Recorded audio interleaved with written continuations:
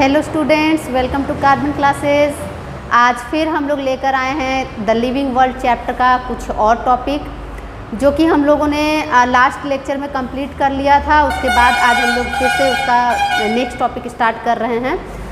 मेरे हिसाब से आप लोगों को वीडियोस पसंद आ रहा है और मेरे नीट के स्टूडेंट्स को भी काफ़ी अच्छा लग रहा होगा, क्योंकि पूरा डिटेल्स हम लोग पढ़ ले रहे हैं अच्छी तरह से। और साथ ही साथ मेरे हिसाब से जो बोर्ड प्रिपरेशन के लिए सिर्फ बच्चे पढ़ते हैं, इंटरमीडिएट के लिए सिर्फ जो बच्चे पढ़ते हैं, उनके लिए भी काफ़ी अच्छा ये टॉपिक है। वो लोग आसानी से इसको क्लियर कर सकते हैं मेरे वीडियोज़ के थ्रू। तो देखिए, आज भी हम लोग उसी को थोड़ा और आगे लेकर चलते हैं। हम लोग क्या पढ़ रहे थे? प्रॉपर्टीज़ ऑफ लिविंग थिंग्स के बारे में पढ़ रहे थे, जो कि दो तरह के होते हैं, characteristic property and defining properties. वो सब मैंने अपने फर्स्ट लेक्चर में बता दिया था। इस चैप्टर के स्टार्टिंग में मैंने सब कुछ बता दिया था आप लोगों को। आज हम लोग द थर्ड प्रॉपर्टी को लेकर चलते हैं, दैट इज़ मेटाबॉलिज्म। ठीक है, मेटाबॉलिज्म। मेटाबॉलिज्म भी एक बहुत स्पेशल टॉपिक है, जो लगभग हर चैप्टर में आप लोगों को कई बार ये नाम सुनने को मिलेगा मेटाबॉलिज्म के बारे में। ठीक है, तो इस मेटाबॉलिज्म को भी आज हम लोग एकदम क्लियर कर लेते हैं कि क्या है ये मेटाबॉलिज्म। देखिए, मेटाबॉलिज्म को लेकर के हम लोग कई बार आंसरिंग करते हैं कि द ऑर्गेनिजम्स, द मटेरियल्स और the factors that have the process of metabolism. ठीक है, जिसमें मेटाबॉलिज्म होता है वो लिविंग होते हैं, ऐसा हम लोग कह सकते हैं। ठीक है, और ऐसा क्यों कह सकते हैं? क्योंकि लास्ट तक जब मैं इसको प्रूव कर दूंगी कि ये एक डिफाइनिंग प्रॉपर्टी है, तब आपको समझ में आ जाएगा कि ये ऐसा प्रॉपर्टी है जो सिर्फ और सिर्फ लिविंग में ही देखने को मिलता है। ठीक है, और साथ ही साथ इसमें कोई एक्सेप्शन भी नहीं है। लिविंग में तो लिविंग में, सारे लिविंग्स में ये प्रॉपर्टी देखने को मिलती है। ठीक है, तो इसलिए इस प्रॉपर्टी को हम लोग एकदम से क्या कहेंगे कि ये एक डिफाइनिंग प्रॉपर्टी है विथ नो एक्सेप्शन। ठीक है, कैरेक्टरिस्टिक का मतलब क्या था? With any exception. लेकिन जो कि ये मेटाबॉलिज्म एक ऐसा प्रॉपर्टी है जिसमें कोई एक्सेप्शन आपको नहीं देखने को मिलेगा। अगर कोई ऑर्गेनिज्म छोटा से छोटा भी है, यूनिसेलुलर भी है, तो भी उसमें मेटाबॉलिज्म हो रहा है, और बड़ा से बड़ा भी है तो भी उसमें मेटाबॉलिज्म हो रहा है। तो इससे क्या पता चला कि ये एक डिफाइनिंग प्रॉपर्टी है। और साथ ही साथ अगर हम लोग लें नॉन लिविंग थिंग्स को, तो नॉन लिविंग थिंग तो आप मान ही लीजिए कि उसमें मेटाबॉलिज्म होता ही नहीं है। ठीक है, ये प्रॉपर्टी ही लिविंग्स के लिए है। ठीक है, metabolism is the property for livings. तो क्या हो गया? ये एक डिफाइनिंग प्रॉपर्टी है। ठीक है, with no exception, with no exception. Clear है? Metabolism is a defining property with no exception of livings. ठीक है, लिविंग्स के लिए है। क्यों? क्योंकि पहले ही मैंने बता दिया कि ये नॉन लिविंग में तो होता ही नहीं है। नॉन लिविंग का तो यहाँ पे सवाल ही नहीं उठता है, लिविंग्स में होता है। और ये है क्या, पहले ये आप लोग अच्छे से समझिए। मेटाबॉलिक एक्टिविटीज़, मेटाबॉलिक जो प्रॉपर्टी है, वो प्रॉपर्टी क्या होती है वो भी आपको बता दूं। मेटाबॉलिज्म एक ऐसा प्रॉपर्टी है जिसमें के बॉडी के सारे केमिकल रिएक्शंस इंक्लूडिंग रूप से कहे जाते हैं। ठीक है, sum of all the body reactions are called metabolism. क्या कहेंगे हम लोग? मेटाबॉलिज्म का एक डेफिनेशन अगर बोलें तो हो जाएगा ऑल द केमिकल रिएक्शंस और प्रोसेसेस ऑफ लिविंग बॉडी। ठीक है, क्या है metabolism? All the chemical reactions और processes of living body are called metabolism. ठीक है, इसको और अच्छे से डिफाइन करने के लिए हम लोग क्या करते हैं? दैट आर इवन डिस्ट्रक्टिव और कंस्ट्रक्टिव। क्या करते हैं? ये जो भी सारे प्रोसेसेस हैं, ये सारे किस तरह के होंगे? ये या तो दैट आर इवन डिस्ट्रक्टिव और कंस्ट्रक्टिव इन नेचर। ठीक है, क्या है मेटाबॉलिज्म? वो प्रोसेसेस हैं जो हमारे बॉडी में एवरी टाइम होते रहते हैं, ठीक है, एवरी टाइम हमारे बॉडी में चलते रहते हैं। अगर ये नहीं चल रहा तो समझ लीजिए कि वो लिविंग है ही नहीं, ठीक है, वो पर्सन डेड हो चुका है। अगर मेटाबॉलिज्म नहीं चल रहा है बॉडी में यानी कि वो पर्सन डेड हो चुका है, वो लिविंग है ही नहीं, ठीक है, ये आप लोग समझ जाइए। अब वो जितने भी हमारे बॉडी में प्रोसेसेस चलते हैं ये दो तरह के होते हैं। एक होता है द डिस्ट्रक्टिव प्रोसेसेस, मतलब कि टूटने फूटने का काम, और एक होता है कॉन्स्ट्रक्टिव प्रोसेसेस, कुछ बनने का काम, ठीक है, मेकिंग का काम हमेशा हमारे बॉडी में चलता रहता है। तो आपके दिमाग में आ गया होगा कि टूटने फूटने का काम क्या होगा और कुछ बनने का काम क्या होगा, ठीक है, आप लोग सोच में पड़ गए होंगे।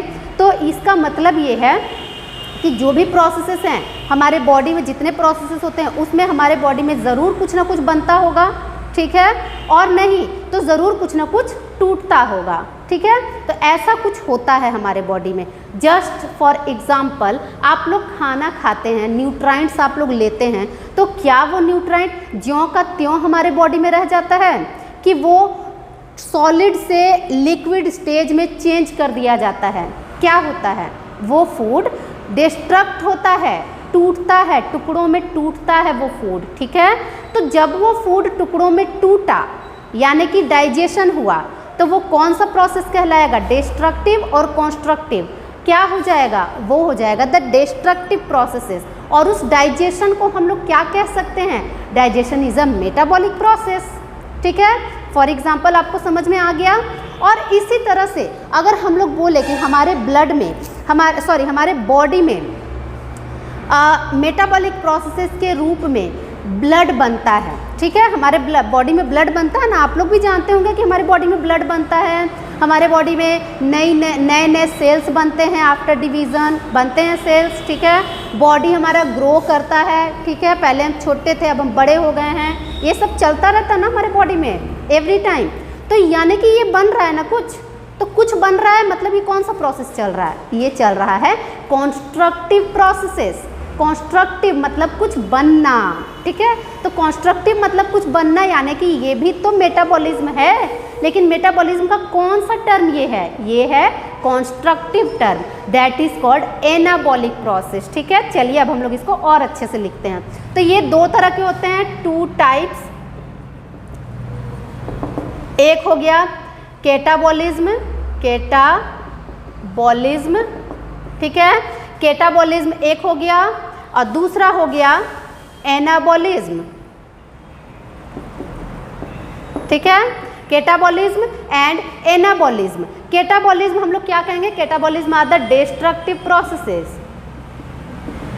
ठीक है। डिस्ट्रक्टिव मतलब विध्वंस होने वाला प्रोसेस, ठीक है, टूटने फूटने वाला प्रोसेस। तो डिस्ट्रक्टिव में हम लोग एग्जाम्पल क्या दे सकते हैं? That is digestion.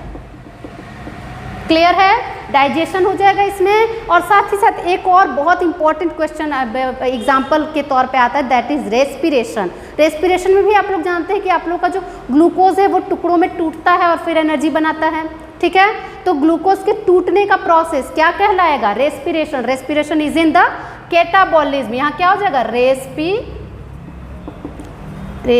ठीक है। नेक्स्ट ऐसे कई सारे प्रोसेसेस होंगे, आप लोग आगे के क्लासेस, आगे के चैप्टर्स में पढ़ेंगे ये सारा टॉपिक्स क्लियर करके, ठीक है। नेक्स्टली हम लोग एनाबॉलिज्म देखते हैं। एनाबॉलिज्म हमेशा क्या होगा? हमेशा कॉन्स्ट्रक्टिव प्रोसेसेस होगा, कॉन्स्ट्रक्टिव, ठीक है, कॉन्स्ट्रक्टिव प्रोसेसेस होगा। और कॉन्स्ट्रक्टिव मतलब कुछ बनना, कुछ बनना मतलब क्या हो सकता है? इसका एग्जांपल आप लोग क्या दे सकते हैं? Making of blood, making of cells, tissues, ये सब हम लोग आंसर कर सकते हैं। मेकिंग ऑफ ब्लड, ठीक है, सेल्स, टिश्यूज, ETC। साथ ही साथ इसमें एक बहुत इंपॉर्टेंट एग्जांपल आता है, दैट इज फोटोसिंथेसिस, ठीक है। फोटोसिंथेसिस इसलिए पहले मैंने नहीं बताया क्योंकि आप लोग तो पूरा अपना कॉन्सेप्ट एक ह्यूमन को लेके सोच रहे होंगे, ठीक है। एक ह्यूमन को लेके हम लोग कॉन्सेप्ट सोच रहे हैं, अपना बना रहे हैं कॉन्सेप्ट, तो इसलिए पहले मैंने ह्यूमन से रिलेटेड आंसर्स दिए हैं, ठीक है। अब हम लोग करेंगे एक और example, that is photosynthesis. Photosynthesis तो ह्यूमन में नहीं होता है, ठीक है, फोटोसिंथेसिस प्लांट्स में होता है। तो प्लांट्स में फोटोसिंथेसिस जो होता है इसका मतलब ही आप लोग जानते हैं, सिंथेसिस, कुछ बनना। क्या बनना, क्या बनता है फोटोसिंथेसिस में? द ग्लूकोज, हमारा जो मेन फूड मटेरियल है वो बनता है by the process of photosynthesis. तो कुछ बना ना, कंस्ट्रक्शन हुआ ना, यानी वो कौन सा प्रोसेस कहलाएगा? वो होगा द एनाबॉलिज्म। ठीक है, तो इस तरह से हम लोग इस मेटाबॉलिज्म को डिफाइन करते हैं। अब ये मेटाबॉलिज्म आप लोग को एकदम से क्लियर हो गया होगा। दूसरी बात, इस मेटाबॉलिज्म को हम लोग और भी डिटेल समझ सकते हैं कि हर तरह के ऑर्गेनिज्म में ये होता है। ठीक है, हर तरह के ऑर्गेनिज्म मीन्स एक यूनिसेलुलर से लेकर के एक मल्टी सेलुलर तक सारे ऑर्गेनिजम्स में ये मेटाबॉलिज्म चलता रहता है। ठीक है, ये छोटा से छोटा यूनिसेलुलर भी है तो वो भी मेटाबॉलिज्म करता है। ठीक है, क्यों? क्योंकि उसमें मेटाबॉलिज्म नहीं होगा तो वो फिर लिविंग कहलाएगा कैसे? फिर उसको हम लोग लिविंग क्यों कहेंगे? वो नॉन लिविंग हो जाएगा ना। ठीक है, और वो अपना ग्रो कैसे करेगा? जब तक वो ग्रो नहीं करेगा तो वो दूसरे ऑर्गेनिजम्स कैसे बनाएगा, रिप्रोड्यूस कैसे करेगा? ठीक है, तो इसलिए यूनिसेलुलर्स में भी मेटाबॉलिज्म होता है, मल्टी सेलुलर्स में भी मेटाबॉलिज्म होता है। ठीक है, फिर आप लोगों के दिमाग में आ रहा होगा कि टेस्ट ट्यूब में जो प्रिपरेशंस होते हैं, ठीक है, टेस्ट ट्यूब में जो बॉडी से बाहर प्रिपरेशंस होते हैं, जस्ट एज आप लोगों ने कभी पढ़ा होगा टिश्यू कल्चर। ठीक है, टिश्यू कल्चर प्लांट्स के बारे में आप लोगों ने कभी सुना होगा क्लास 10th में। उसमें क्या होता है कि प्लांट बॉडी को बनाया जाता है एक कल्चर सॉल्यूशन में। ठीक है, बनाया जाता है जिसमें कई सारे प्लांटलेट्स एक बार में, मिलियन ऑफ प्लांटलेट्स एक बार में तैयार किए जाते हैं। ठीक है, तो वो तो बॉडी के बाहर हो रहा है। अब आप सोच रहे होंगे कि वो लिविंग में है कि नॉन लिविंग में है, वो तो बाहर हो रहा है। ठीक है, लेकिन आपको समझना चाहिए कि वो थिंग जो हो रहा है, वो प्रोसेस जो हो रहा है, वो तो आखिर लिविंग के कारण ही, लिविंग को बनाने के लिए ही हो रहा है। प्लांट को बनाने के लिए वो प्रोसेस हो रहा है। ठीक है, उसमें कुछ केमिकल्स डाला गया, कुछ प्रोसेसेस लगाए गए, उसका कुछ एक्सटर्नल मेटाबॉलिज्म किया गया। ठीक है, कई तरह से उसको हेल्प दिया गया जिससे कि वो बड़ा हो सके प्लांट्स। ठीक है, तो वो हुआ तो लिविंग में ही ना, बाहर हुआ लेकिन हुआ तो लिविंग में ही, तो इसलिए वो भी हमारा मेटाबॉलिज्म ही कहलाएगा। और किस में कहलाया? लिविंग में ही कहलाया, नॉन लिविंग में नहीं कहलाया, क्योंकि हम लोग एक नॉन लिविंग मटेरियल को लेके थोड़े ही प्रोपगेट किए हैं, लिविंग मटेरियल को लेके हम लोग प्रोपगेट किए हैं। ठीक है, प्लांट का जो भी पार्ट हम लोग लेके प्रोपगेट कर रहे हैं, उसे बढ़ावा दे रहे हैं, वो तो लिविंग पार्ट ही था ना, कोई नॉन लिविंग पार्ट तो था नहीं। साथ ही साथ आप लोग टेस्ट ट्यूब बेबीज़ के बारे में जानते होंगे कि फर्टिलाइजेशन बॉडी के बाहर करवाया जाता है, जाइगोट तैयार करवाया जाता है, जो हम लोग इन विट्रो फर्टिलाइजेशन का टॉपिक आप लोग जानते होंगे शायद। उसमें क्या होता है कि बेबीज़ को बाहर बनाया जाता है। ठीक है, नॉर्मली सेक्सुअल रिप्रोडक्शन बॉडी के अंदर होता है। ठीक है, इसलिए इसे हम लोग कहते हैं, ये इंटरनल फर्टिलाइजेशन भी कहा जाता है इसे। लेकिन कई बार आज के ज़माने में ऐसा भी चल रहा है कि इन विट्रो फर्टिलाइजेशन का लोग सहारा ले रहे हैं, उससे बेबीज़ तैयार किए जा रहे हैं।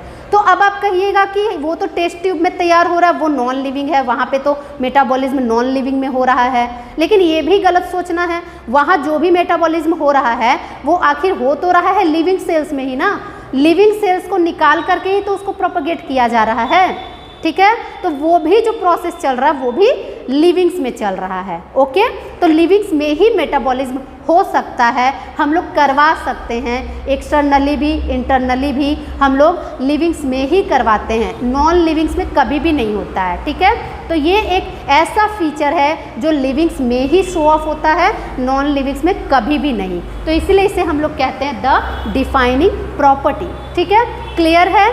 मेटाबॉलिज्म टॉपिक में इससे ज़्यादा और कुछ भी नहीं है। जितना भी क्वेश्चन हमारा आता है इसी से रिलेटेड आता है। Anabolism, catabolism, examples of anabolism, catabolism. ठीक है, metabolism is a defining property, not the characteristic property. यही सब आप लोग का इंपॉर्टेंट क्वेश्चंस है फॉर नीट और फॉर बोर्ड एग्जाम्स। ठीक है, इसके बाद हम लोग अपना नेक्स्ट टॉपिक करते हैं, दैट इज सेल ऑर्गेनाइजेशन। ठीक है, cellular organisation.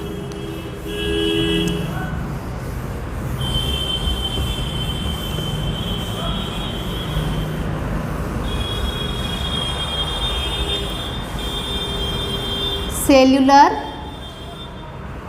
Organisation, cellular organisation, cellular organisation का मतलब ही है ऐसा बॉडी जो सेल से बना है। ठीक है, सेल से बना है। तो सेल क्या है, पहले ये तो आपको नॉलेज होना चाहिए। सेल आप लोग अपने क्लास 7 से लेकर के 8, 9, 10 हर क्लासेस में पढ़े होंगे। Cell is the basic unit of life, ठीक है। In biology cell is the basic unit of life, just as in physical science the atom plays the role, that just like that in livings in biology cell plays the role, ठीक है। क्या होता है, cell का जो role biology में है वही रोल एटम का इन फिजिकल साइंस में होता है, ठीक है। बेसिक यूनिट ऑफ लाइफ एक तरह से इसे कहा जाता है सेल को। तो सेल का जब नाम ही आ रहा है यूनिट ऑफ लाइफ के साथ, तो उसको हम लोग नॉन लिविंग के साथ तो कंपेयर कर ही नहीं सकते हैं, सबसे पहली बात, ठीक है। सेलुलर ऑर्गेनाइजेशन है मतलब पक्का ही है कि ये नॉन लिविंग में होगा ही नहीं, होगा नहीं होगा, क्योंकि हमारा बॉडी जो भी हम लोग लिविंग्स हैं, लिविंग्स का बॉडी इवन वो यूनिसेलुलर हो, मल्टी सेलुलर हो, प्रोकैरियोट्स हो, यूकैरियोट्स हो, किसी भी तरह का ऑर्गेनिज्म है तो उसका बॉडी सेल से ही बना है, ठीक है। और ऐसा कोई भी ऑर्गेनिज्म नहीं है, ऐसा कोई भी लिविंग नहीं है जो कि विदाउट सेल जिसका स्ट्रक्चर बनेगा, ठीक है। क्यों? क्योंकि ये फंडामेंटल यूनिट ऑफ लाइफ है, okay. Fundamental unit of life, अगर ये ना हो तो लाइफ पॉसिबल नहीं है, ठीक है। सेल से भी छोटा स्ट्रक्चर के थ्रू लाइफ पॉसिबल नहीं है, क्लियर। इसीलिए cell is the fundamental unit of life, cell is the defining property. क्या है? Cellular organisation is also a defining property, okay.